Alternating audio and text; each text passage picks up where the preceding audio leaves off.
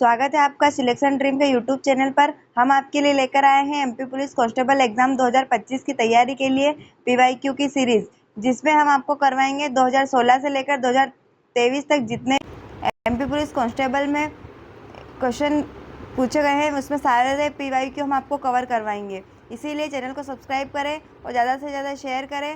साथ ही हमारे चैनल पर संविधान की भी सीरीज चल रही है, इसीलिए उसे भी देखें। और जिसने पिछले वीडियो नहीं देखे पीवाईक्यू के, वो पिछले वीडियो देखें, क्योंकि पीवाईक्यू आपकी एग्ज़ाम में बहुत ही इम्पोर्टेंट होने वाले हैं।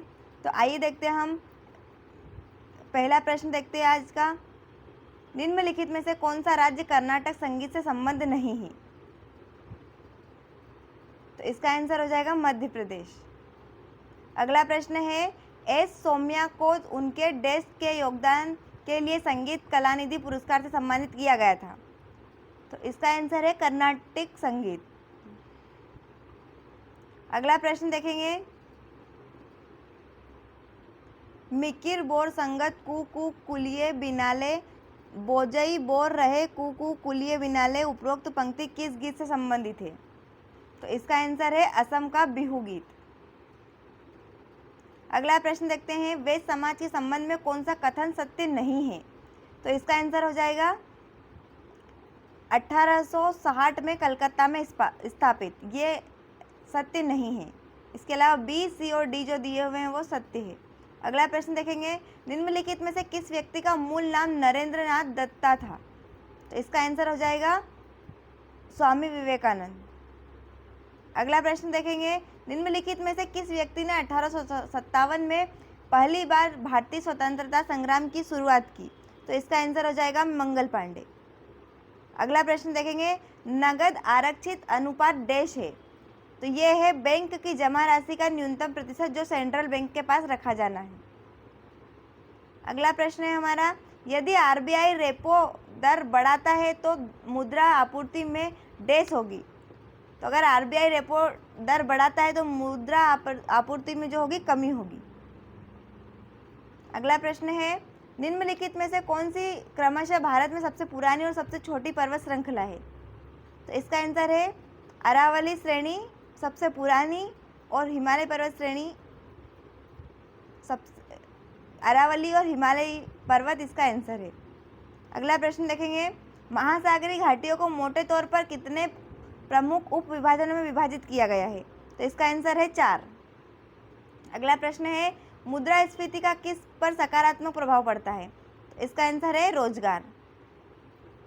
अगला प्रश्न है, विनिमय साध्य विलेख अधिनियम कब पारित हुआ? तो विनिमय साध्य विलेख अधिनियम 1881-82 में पारित हुआ। अगला प्रश्न है हमारा, रॉबर्ट क्लाइव और शाह आलम द्वितीय के बीच इलाहाबाद की संधि किस वर्ष हुई? रॉबर्ट क्लाइव और शाह आलम द्वितीय के बीच इलाहाबाद की संधि सन 1765 में हुई। अगला प्रश्न है, कर्नाटक में स्थित कृष्णराज सागर बांध निम्नलिखित में से किस नदी पर बनाया गया? तो कृष्णराज सागर बांध जो है कावेरी नदी पर बनाया गया। अगला प्रश्न है, किस मुस्लिम शासक ने प्रथम बार ब्राह्मणों पर जजिया कर लगाया था?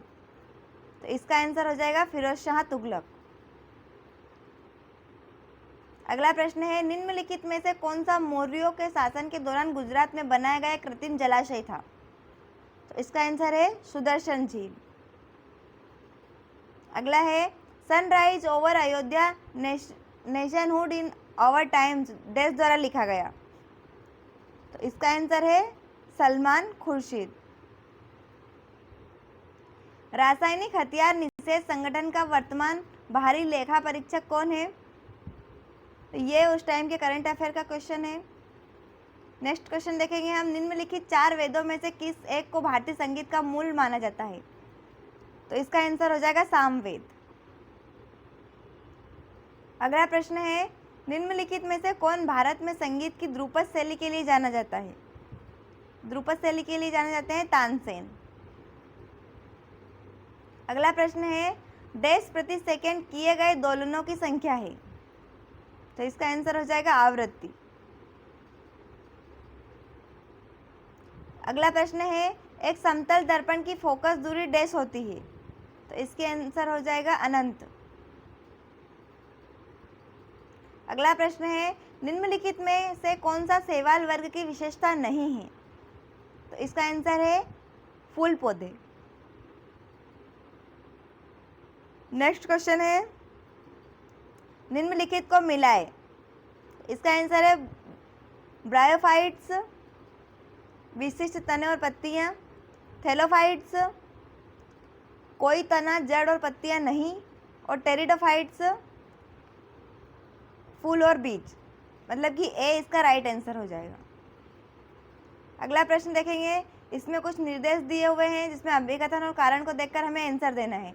अभिकथन दिया हुआ है, बिल्ली, कुत्ता, ओपोसम, कंगारू और आदमी स्तनधारियों के वर्ग से संबंधित है। कारण है, उनके पास 4 कक्षीय हृदय और 2 जोड़ी पैर होते हैं। तो इसका आंसर है आर, ए की सही व्याख्या है, यानी कि डी आपका आंसर सही हो जाएगा।